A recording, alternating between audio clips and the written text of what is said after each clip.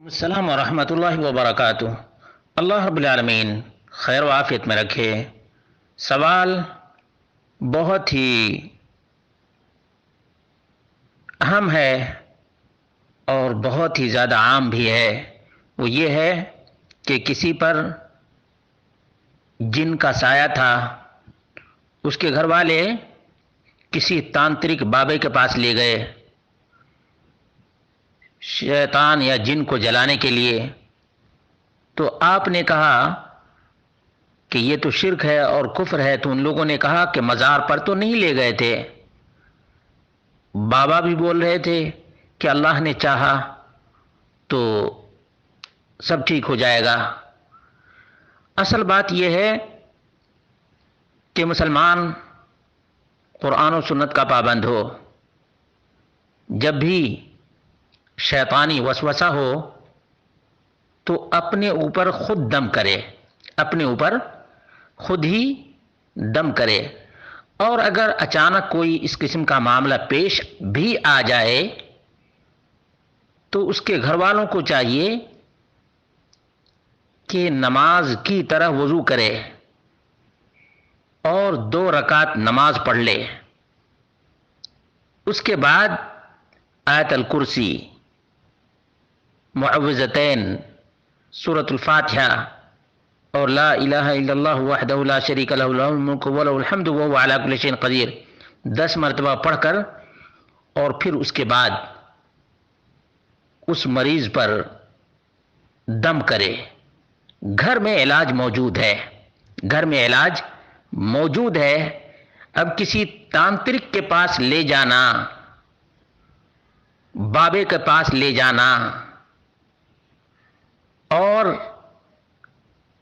اس بابے کے کہنے پر الٹی سلٹی حرکتیں کرنا یقیناً کفر ہے، کفر ہے۔ کبھی یہ بابے بولتے ہیں کہ فلاں چیز جلاؤ، کبھی کہتے ہیں کہ فلاں چیز چڑھاؤ، کبھی کہتے ہیں کہ فلاں جگہ کی فلاں چیز لاؤ۔ اب وہ چیز وہ نہیں لا سکتے تو وہ بابا خود ہی لاتا ہے۔ اس طرح سے یہ تانترک، یہ جھاڑ پھونک والے بابے لوگوں کو پریشان کرتے ہیں، ان کے جیب کو بھی لوٹتے ہیں اور گھر کے سکون کو بھی برباد کرتے ہیں۔ اصل چیز یہ ہے کہ مسلمان خود اپنے اوپر یہ کام کرے، اپنے بچوں کے اوپر یہ رقیہ پڑھے، نمازوں کی پابندی کرے اور قرآن کریم کی تلاوت گھر میں ہو تو کہیں جانے کی ضرورت ہی نہیں پڑے گی۔ اللہ کے رسول صلی اللہ علیہ وسلم کا فرمان ہے، جس گھر میں سورۃ البقرہ پڑھی جاتی ہے اس گھر سے شیطان بھاگ جاتا ہے۔ جب گھر سے شیطان بھاگ جاتا ہے تو جس کے اوپر شیطان سوار ہوا ہے کیا اس سے نہیں بھاگ سکتا ہے؟ لا حول ولا قوت الا باللہ۔ مسلمانوں، اپنے گھر کے ماحول کو درست کرو، اپنے گھر کے ماحول کو اسلامی ماحول بناؤ۔ تمہارے گھر سے کبھی قرآن کریم کی تلاوت کی آواز آیا کرتی تھی، آج تمہارے گھر سے قوالی کی آواز آتی ہے، بینڈ باجے کی آواز آتی ہے، اور نہ جانے کن کن گویوں کی کہانیاں تمہارے گھر سے سنائی دیتی ہیں۔ تم غور کیوں نہیں کرتے؟ تم اپنے سکون کو اپنے ہاتھوں سے کیوں برباد کر رہے ہو؟ اور بعض دفعہ تو بہت سے لوگ اپنی عزتوں کو نیلام کرتے ہیں ان تانترکوں کے پاس جا کر، ان باباؤں کے پاس جا کر، جن کے ایمان کا پتہ نہیں، جن کے عقیدے کا پتہ نہیں، جن کے اخلاق کا پتہ نہیں۔ ایسے ہی ڈھونگی لوگوں کے پاس جا جا کر لوگ اپنی جیبوں کو بھی خالی کرتے ہیں اور اپنے دلوں کو بھی نور ایمان سے خالی کر رہے ہیں۔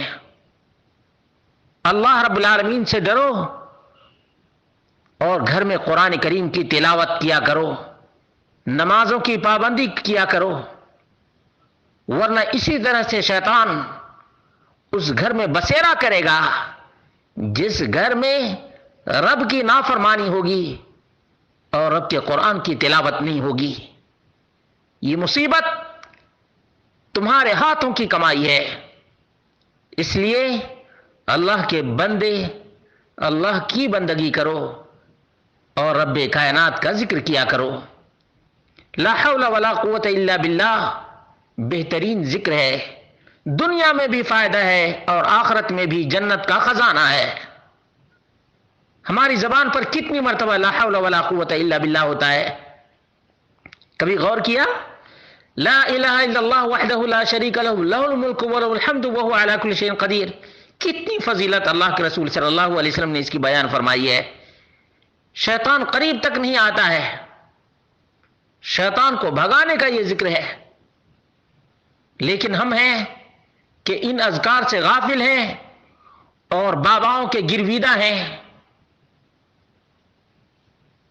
ڈھونگیوں کے فریب میں آئے ہوئے ہیں، جس کا نتیجہ ہے یہ کہ دور دراز کوئی 200 کوئی 500 کلومیٹر دور جنگل میں کوئی رہتا ہے سادھو تو اس کے پاس بھی جاتے ہیں، کوئی کٹیا بنا کر رکھا ہے تو کوئی قبر بنا کر رکھا ہے تو کوئی درگاہ بنا کر رکھا ہے۔ یہی ہمارا حال ہو گیا ہے۔